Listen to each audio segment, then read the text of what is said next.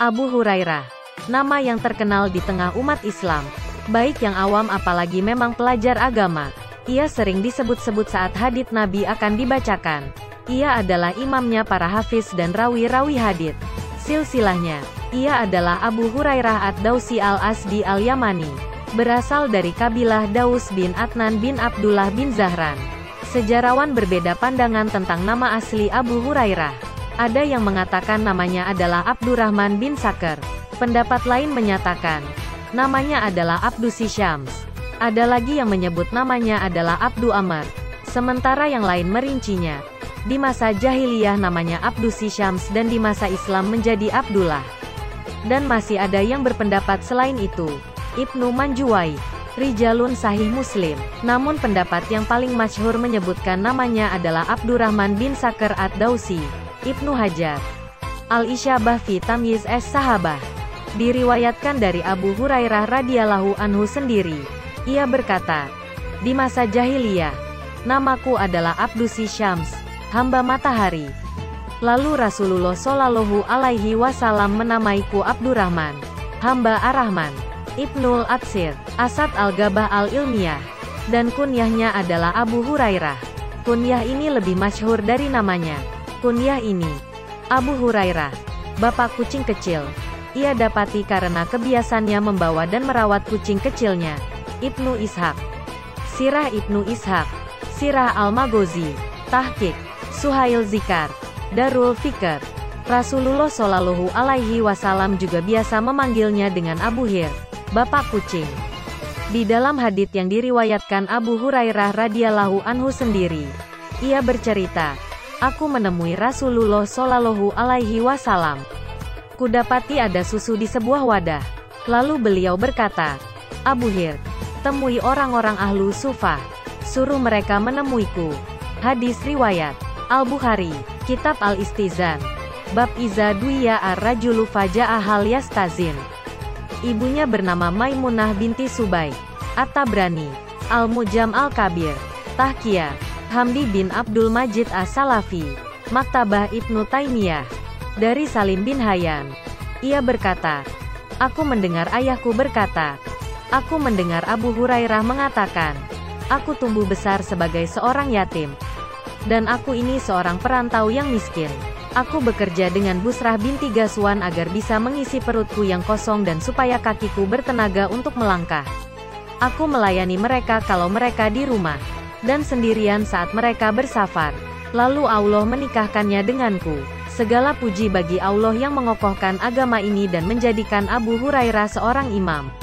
Ibnu Sa'ad, At-Tabakat Al-Kubra, memeluk Islam. Abu Hurairah memeluk Islam antara peristiwa Hudaibiyah dan Perang Khaybar. Di Madinah, ia adalah seorang perantau, muhajirin. Saat ia memeluk Islam, Nabi sedang berada di Khaybar. Ibnu Asakir, Tarikh Dimashq oleh Ibnu Asakir, Tahqiq, Amr bin Garamah al-Amrui, Darul Fikr. Keislaman Abu Hurairah ini setelah karunia Allah adalah berkat dakwah sahabat yang mulia, At-Tufail bin Amr ad-Dausi. Setelah At-Tufail memeluk Islam, ia mendakwahi kaumnya. Mereka pun menerima dakwahnya dan memeluk Islam. Lalu ia mengajak 70 atau 80 orang dari kabilahnya itu untuk datang ke kota Madinah. Di antara mereka ada Abu Hurairah, Ibnu Sa'ad, At-Tabakat Al-Kubra. Pengaruh Rasulullah Shallallahu alaihi wasallam. Rasulullah Shallallahu alaihi wasallam memiliki pengaruh besar pada kepribadian Abu Hurairah. Bagaimana tidak? Sejak datang ke Madinah hingga Nabi wafat, Abu Hurairah selalu mengiringi Nabi. Wajar ia menjadi salah seorang penghafal hadits yang paling banyak di tengah para sahabat. Dalam kondisi apapun, Abu Hurairah selalu bersama Nabi, baik saat kelaparan atau saat kenyang. Di mana ada Rasulullah, di situ ada Abu Hurairah. Ibnu Manjuwai, Rijalun Sahih Muslim. Jadi, walaupun kebersamaannya singkat dengan Rasulullah Shallallahu alaihi wasallam, Abu Hurairah mampu mencapai tingkatan yang tak dicapai sahabat lainnya. Dari Abu Hurairah radhiyallahu anhu, Rasulullah Shallallahu alaihi wasallam bersabda, Abu Hurairah, jadilah seorang yang wara, niscaya kau akan jadi seorang yang paling taat. Jadilah seorang yang qanaah, merasa cukup, Niscaya kau akan jadi seorang yang paling bersyukur. Apa yang kau suka mendapatkannya, sukai juga untuk orang lain. Niscaya kau menjadi seorang beriman yang sejati. Berbuat baiklah kepada tetanggamu. Niscaya kau jadi muslim sejati. Sedikitlah tertawa, karena banyak tertawa itu mematikan hati. Hadis riwayat Ibnu Majah. Disahihkan oleh Al-Albani dalam Sahih Al-Jami' as-Saghir wa Ziyadatihi. Abu Hurairah bercerita, aku pernah mendakwahi ibuku untuk memeluk Islam, karena saat itu ia masih musyrik. Suatu ketika ku dakwahi dia, tiba-tiba ia malah menyebut Rasulullah Shallallahu Alaihi Wasallam dengan sebutan yang benci untuk ku dengar. Lalu kutemui Rasulullah Shallallahu Alaihi Wasallam sambil menangis. Aku berkata, Rasulullah, aku mendakwahi ibuku agar menerima Islam, tapi ia menolak ajakanku. Hari ini ku coba lagi mendakwahinya, tapi ia malah menyebutmu dengan sesuatu yang aku benci mendengarnya. Tolong doakan kepada Allah untuk ibu Abu Hurairah. Semoga dia memberinya hidayah. Rasulullah Shallallahu Alaihi Wasallam berdoa, Ya Allah, berilah petunjuk pada ibu Abu Hurairah. Kemudian aku pergi dengan gembira karena doa Nabi Shallallahu Alaihi Wasallam. Saat aku tiba di rumahku dapati pintu tertutup. Ibuku mendengar derat suara langkahku. Ia berkata, tetap di tempatmu, Abu Hurairah. Aku mendengar gemericik air. Ibuku mandi. Lalu ia mengenakan pakaian dan himar. Setelah itu ia bukakan pintu. Ia berkata, Abu Hurairah, aku bersaksi tidak ada sesembahan yang benar kecuali Allah. Dan aku bersaksi bahwa Muhammad adalah hamba dan utusan Allah. Aku kembali menuju Rasulullah Shallallahu Alaihi Wasallam. Kutemui beliau sambil menangis bahagia. Aku berkata, Rasulullah, bergembiralah, Allah telah mengabulkan doa Anda dan telah memberi petunjuk kepada ibu Abu Hurairah. Beliau memuji dan menyanjung Allah. Kemudian berkata, khairan. Aku berkata lagi, Rasulullah, tolong doakan agar aku dan ibuku mencintai hamba-hamba Allah yang beriman dan mereka mencintai kami. Rasulullah Shallallahu Alaihi Wasallam berdoa, Ya Allah, buatlah dua orang hambamu ini Abu Hurairah dan ibunya mencintai hamba-hambamu yang beriman. Dan buatlah mereka juga mencintai keduanya. Abu Hurairah berkata, tidak ada seorang mukmin pun yang mendengar dan melihatku kecuali mencintaiku. Hadis riwayat Muslim dan Ahmad. Penghafal hadis terbanyak. Abu Hurairah radhiyallahu anhu adalah salah seorang sahabat Nabi yang paling banyak hafalan hadisnya. Sebagaimana ucapannya sendiri, tak ada seorang pun yang paling banyak menghafal hadits Rasulullah Shallallahu Alaihi Wasallam melebihi diriku.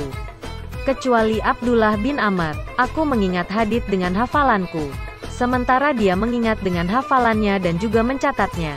Ia meminta izin kepada Nabi Shallallahu Alaihi Wasallam untuk mencatat. Beliau pun mengizinkannya. At-Tahawi, Syarah Mushkilul Atsar, Tahqiq, Syuaib Al-Arnaud. Imam Asy-Syafi'i menyatakan bahwa Abu Hurairah adalah orang yang paling banyak didengar hadisnya. Ada 800 orang sahabat bahkan lebih yang meriwayatkan hadits Nabi Shallallahu Alaihi Wasallam dari Abu Hurairah radhiyallahu anhu. Abdul Qadir bin Muhammad Nasrullah Al-Qurasyi, Al-Jauhar Al-Madiyah fi Tabakat Al-Hanafiyah. Dia adalah sahabat yang paling banyak hadisnya. Ia meriwayatkan sebanyak 5.374 hadits. Ada juga yang menyebutkan riwayatnya sejumlah 5.364 hadits. Ibnu Hazm, Jawami As-Sirah, Tahqiq, Ihsan Abbas, Darul Ma'arif, Ilmu dan Amal. Selain seorang penghafal hadits, Abu Hurairah radhiyallahu anhu juga termasuk ahli ibadah di kalangan para sahabat. Ia banyak salat, berpuasa, zikir, dan salat malam. Abu Hurairah berkata, aku membagi malam menjadi 3 bagian. Sepertiga malam kugunakan untuk tidur, sepertiga lainnya kugunakan untuk salat malam, dan sepertiga lainnya lagi untuk mengulang-ulang hafalan hadits Rasulullah Shallallahu Alaihi Wasallam. Riwayat Ad-Darini, Bab Al-Amal Bil Ilmi wa Husni An-Niyati Fihi.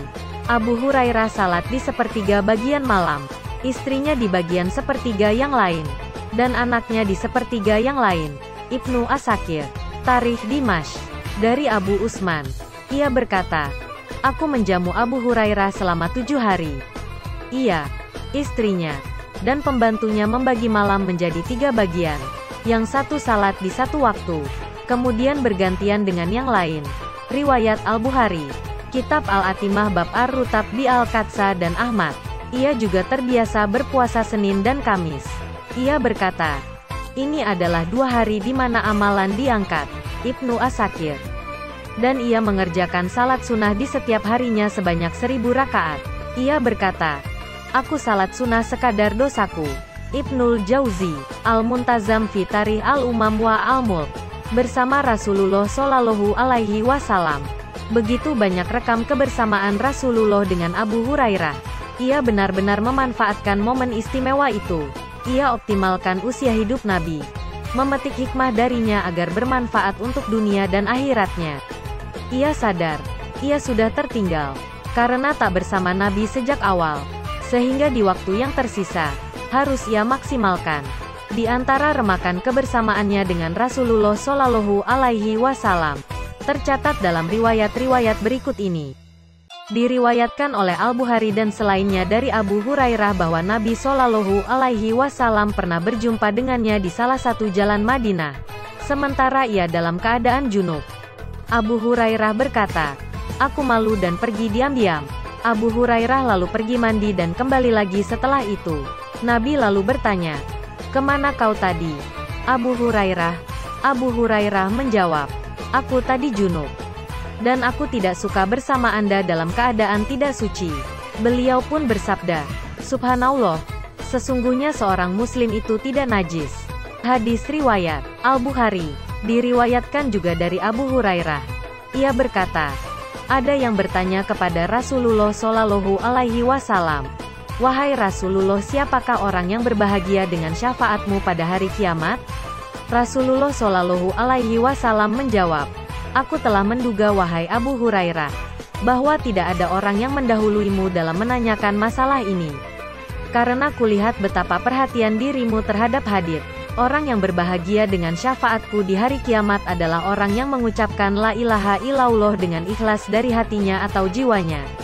Hadis riwayat Al-Bukhari, An-Nasai, dan Ahmad. Abu Hurairah menceritakan kisahnya yang pernah dilanda rasa lapar hebat. Ia berkata, demi Allah yang tidak ada sesembahan yang benar kecuali Dia. Aku pernah tengkurap bersandar pada sisi badanku karena kelaparan. Padahal saat itu sudah kusumpal perutku dengan batu untuk menahan lapar. Lalu aku duduk di jalan yang biasa dilewati orang-orang. Lewatlah Abu Bakar. Aku bertanya padanya tentang tafsir suatu ayat dari Kitabullah. Maksudku bertanya tidak lain agar ia mengajak aku makan. Ternyata ia berlalu, tanpa melakukan apa yang kuharapkan. Kemudian aku bertemu Umar. Aku bertanya juga padanya tentang tafsir satu ayat dari Kitabullah. Maksudku bertanya tidak lain agar supaya ia mengajakku makan. Ternyata ia tak melakukan apa yang kuharapkan. Lalu aku bertemu dengan Abul Qasim Shallallahu Alaihi Wasallam. Beliau tersenyum saat melihatku. Beliau paham kondisiku dari raut wajahku. Beliau berkata, hai Abu Hir. Iya, Rasulullah, jawabku. Beliau berkata, sini. Beliau berjalan dan aku mengikutinya. Beliau masuk rumah. Aku pun minta izin masuk. Beliau izinkan. Aku pun masuk. Di rumah Nabi terdapat susu di suatu wadah. Beliau bertanya kepada yang di rumah, dari mana susu ini? Mereka menjawab, hadiah untuk Anda dari Fulan atau Fulanah. Beliau berkata, Abu Hir. Aku menjawab, labaik ya Rasulullah. Temui orang-orang ahlu sufah, orang-orang miskin yang tinggal di masjid. Ajak mereka ke sini. Abu Hurairah berkata, ahlu sufah adalah tamu-tamu Islam. Mereka tidak punya keluarga, harta, dan seorang pun yang bisa mereka andalkan. Kalau Nabi mendapatkan sedekah, beliau kirim untuk mereka. Beliau sama sekali tidak menikmatinya. Kalau beliau mendapatkan hadiah, beliau nikmati dan membagi juga untuk mereka. Hal inilah yang membuatku risau. Aku berkata dalam kelaparanku, apalah arti susu satu wadah ini dengan banyaknya ahlu sufah? Semestinya akulah yang layak duluan menenggak susu ini, sehingga tubuhku bisa bugar lagi dengan asupan ini. Setelah mereka kupanggil, ternyata akulah orang yang disuruh menuangkan untuk mereka. Tentu tak ada lagi susu yang tersisa untukku. Namun karena menaati Allah dan Rasul-Nya, kutemui mereka dan kuajak mereka. Mereka pun menyambutnya. Saat sampai, mereka minta izin masuk. Mereka pun diizinkan. Mereka menempati posisi mereka masing-masing. Rasulullah mengatakan, "Abu Hir." "Iya, Rasulullah," jawabku. "Ambil susu itu dan tuangkan untuk mereka," perintah Nabi. Kuambil susu itu, lalu kutuangkan kepada salah satu dari mereka sampai mereka menolak untuk dituangkan lagi karena kenyang. Kuambil lagi wadah itu lalu kutuangkan pada yang lain. Ia minum sampai kenyang. Kemudian wadah itu dikembalikan padaku. Kuserahkan lagi pada yang lain. Ia minum sampai kenyang juga. Akhirnya, aku tiba di posisi duduk Nabi Shallallahu Alaihi Wasallam. Orang-orang lainnya sudah kenyang semua. Beliau ambil wadah susu itu lalu diletakkan di tangannya. Beliau menatapku dan berkata, "Abu Hir." "Labaik, Rasulullah," jawabku. "Tinggal aku dan engkau sekarang," kata beliau. Aku berkata, "Benar, Rasulullah." Beliau berkata, "Duduk dan minumlah." Aku pun duduk kemudian minum. Beliau berkata, "Minumlah lagi." Beliau terus ulang ucapan itu sampai aku yang mengatakan, "Tidak, demi yang mengutusmu dengan kebenaran, tidak ada lagi tempat di perutku untuk menampung susu ini." Beliau berkata, "Perlihatkan padaku."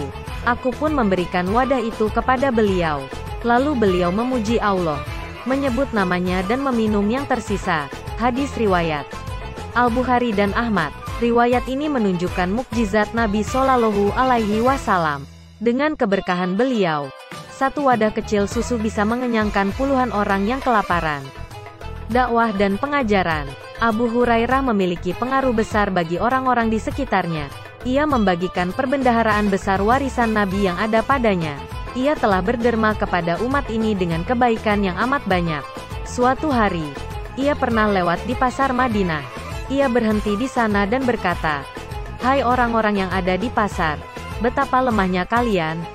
Orang-orang menjawab, "Mengapa bisa demikian, Abu Hurairah?" Ia berkata, "Itu, warisan Rasulullah sedang dibagi-bagi. Sementara kalian di sini saja tidak beranjak untuk mengambil bagian kalian."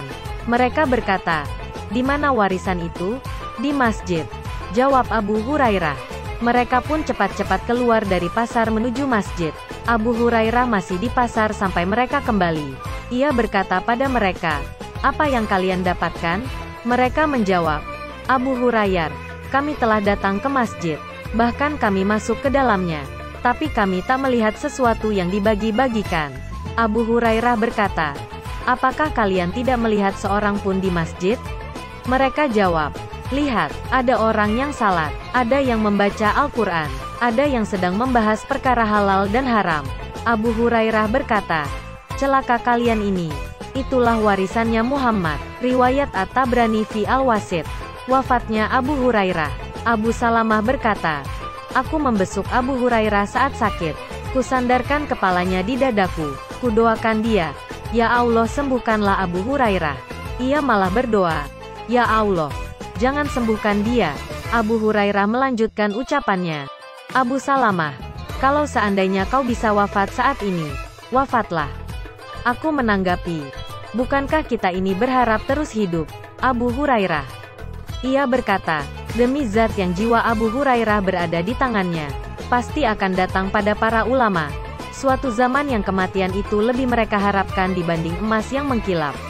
Pasti akan datang suatu masa, saat itu kalian ziarah ke kubur saudara kalian dan mengatakan, 'Seandainya aku yang menempati tempatnya sekarang.'" Riwayat Al-Hakim. Hadits ini sahih sesuai dengan syarat Al-Bukhari dan Muslim, walaupun keduanya tidak meriwayatkannya. Umair bin Hani mengatakan bahwa Abu Hurairah berkata, "Ya Allah, aku berlindung padamu dari menjumpai tahun 60 Hijriah." Ibnu Asakir, Tarikh Dimash. Umair berkata, Abu Hurairah pun wafat di tahun tersebut atau 1 tahun sebelumnya. Ibnu Asakir, Tarikh Dimash. Saat sedang sakaratul maut, Abu Hurairah berkata, "Jangan buatkan tempat berteduh. Jangan iringi aku dengan pedupaan. Dan segerakan pemakamanku." Riwayat Ahmad. Syuaib Al-Arnaud berkata, "Sahih li gairihi dan sanadnya hasan." Para sejarawan tidak sepakat pada satu pendapat tentang tahun wafatnya Abu Hurairah. Ada yang mengatakan tahun 57 Hijriah. Ada pula yang berpendapat tahun 58 dan 59. Dan pendapat lainnya, namun pendapat yang kuat, Abu Hurairah radhiyallahu anhu wafat pada tahun 57 Hijriah. Ibnu Hajar al-Asqalani, Al-Isyabah fi Tamyiz as-Sahabah. Saat itu, usianya mencapai 78 tahun. Ibnu Sa'ad At-Tabaqat Al-Kubra, semoga Allah merahmatinya dengan rahmat yang luas. Dia telah mampu menghafal demi umat Islam lebih dari 1609 hadis Rasulullah dan semoga Allah membalas jasanya atas Islam dan kaum muslimin. Terima kasih yang sudah menonton video-video kami.